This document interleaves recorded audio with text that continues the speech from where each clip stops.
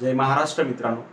आपला आजचा जो टॉपिक आहे जो की इस्रो आणि जो नासा यांनी जो संयुक्तिकपणे एक आपला जो सॅटेलाइट आहे तो लॉन्च केला आहे, जो की जगामधला प्रथमच जो संयुक्तिक आहे, जो स्पेस संस्था आहे आपले जे दोन्ही नासा आणि इस्रो यांनी दोघांनी मिळून हा सॅटेलाइट लॉन्च केला आहे. तो मित्रांनो याचा बेसिकली जो पर्पज आहे तो अर्थ ऑब्झर्वेशनसाठी हा सॅटेलाइट लॉन्च केलेला आहे. तर ही आपल्या भारतीयांसाठी एक अभिमानाची गोष्ट आहे, जे की नासा आणि इस्रो यांनी दोघांनी मिळून हा जो सॅटेलाइट आहे ज्याला आपण उपग्रह म्हणतो तो सक्सेसफुली लॉन्च केला आहे. मित्रांनो, आपल्याला ह्या सॅटेलाइटमुळे काय फायदे होणार आहे आणि याच्या मागे जो टेक्निकल कॉन्सेप्ट आहे तो मी आजच्या व्हिडिओमधून तुम्हाला समजावून सांगणार आहे. मित्रांनो, जर तुम्हाला माहिती असेल, हा जो सॅटेलाइट आहे निसार, याचं जर तुम्ही नावामध्ये बघितलं, तर याला आपण थोडं ब्रीफली हे केलं, एक्सप्लेन केलं, तर याच्यामध्ये जर तुम्ही बघितलं, एन जो आहे तो नासाचा आहे, आय आपल्याला इंडिकेट करतोय इस्रोचा, आणि जो सार आहे, सार म्हणजे काय, सिंथेटिक ॲपरेचर रडार याचं मिनिंग आहे.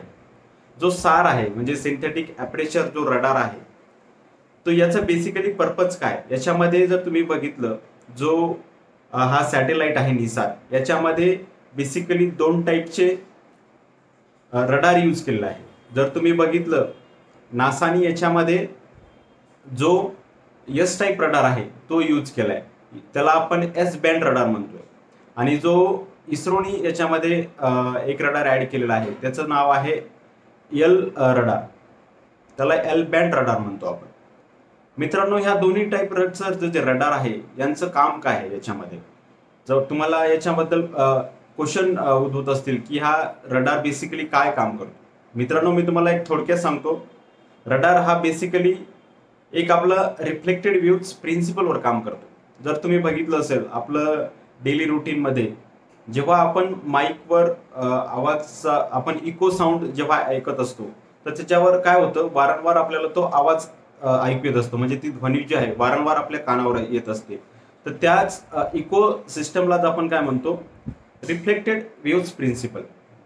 तर मित्रांनो, ह्या रडार टेक्नॉलॉजीमध्ये पण काय होतं, जर तुम्ही बघितलं, जेव्हा आपला जो सॅटेलाइट आहे, जेव्हा त्याचे वेव्हज आपल्या अर्थ सरफेसवर पडतात, त्याच्यानंतर काय होतात, सेम टाइम जे आहेत ते रिफ्लेक्टेड जे वेव्हज आहेत ते return back to the satellite जातात.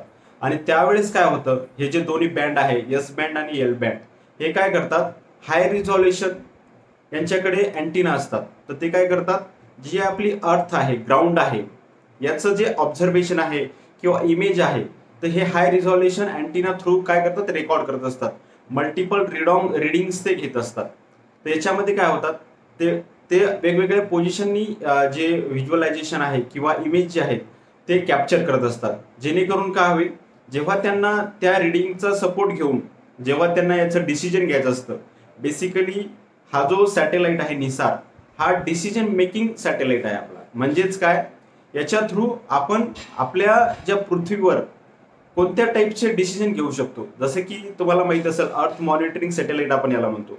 तर याचं बेसिकली काम काय आहे, जेव्हा अर्थक्वेक म्हणतोय आपण, जसं भूकंप होईल, तर भूकंपाचा जो त्याला एक अलर्ट जाईल किंवा त्याच्या थ्रू एक त्याला इन्फॉर्मेशन जाईल, जेव्हा तो ह्या रडार थ्रू, ह्या टेक्नॉलॉजी थ्रू तो डेटा घेईल.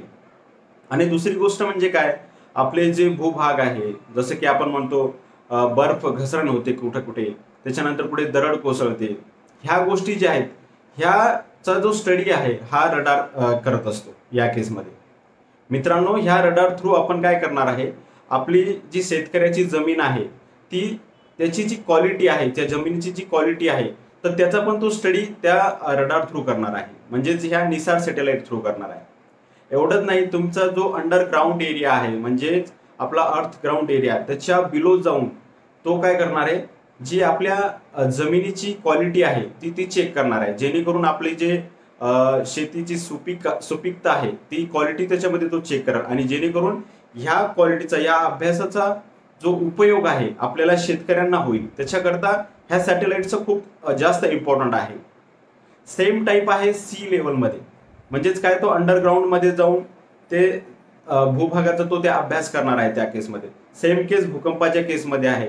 जर तुम्ही होलकॅनो बघितलं तर होलकॅनोच्या केसमध्ये पण ह्या स्टडीचा आपल्याला उपयोग होणार आहे. मित्रांनो, ह्या ज्या सॅटेलाइट आहे याच्यामुळे आपल्याला जो अर्थचा पूर्ण एरिया आहे याचा पूर्ण स्टडी जो आहे याच्यामधून होणार आहे, रडारमधून. मित्रांनो, तुम्हाला माहिती असेल हा जो सॅटेलाइट लॉन्च झाला तर हे आपण कुठून केले? आपला जो इस्रोचा स्पेस सेंटर आहे श्रीहरिकोटा, तिथून आपण हा लॉन्च केलाय, जे की आपण सतीश धवन स्पेस सेंटर म्हणतो. तर तिथून हा आपण जो आहे सॅटेलाइट लॉन्च केलाय. मित्रांनो, याच्यामध्ये जो आपला एस बँड आहे तो आपल्याला अमेरिकन नासा या स्पेस सेंटरने दिलेला आहे आणि जो एल बँड आहे तो आपल्याला आपल्या इस्रो स्पेस सेंटरने दिलाय.